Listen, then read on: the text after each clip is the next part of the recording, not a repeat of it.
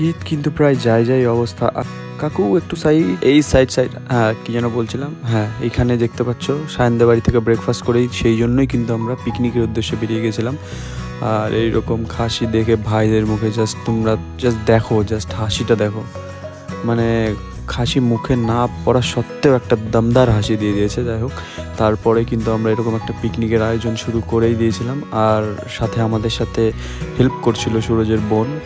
তিনি আবার মাটন খুব একটা পছন্দ করেন না, আর এরকম আলুগুলো ভেজে নেওয়া হচ্ছিলো। তো পিকনিক স্টার্ট হয়ে যাওয়ার পরপরই এরকম আলু পেঁয়াজগুলো ভেজে নেওয়া হচ্ছিলো, তারপরেই মাটন দিয়ে দেওয়া হয়েছিল। আর বলে রাখি তোমাদের যে আমরা পিকনিক কিন্তু 3 জনই করছি। এবার তোমরা ভাবতে পারো যে 3 জন কেন করছে। অ্যাকচুয়ালি আমরা 3 জনই এরকম ছোটোখাটো পিকনিক করি নিজেদের মধ্যে। আর কালকে যেহেতু সায়ন ভাই চলে যাচ্ছিলো, সেই জন্য পিকনিক করাটা অত্যাবশ্যক ছিল। এরকম মিনি ভ্লগ দেখতে হলে কিন্তু চ্যানেলটাকে সাবস্ক্রাইব করে দিও, আর ফুল ভ্লগ কিন্তু জলদি আসছে। Stay tuned.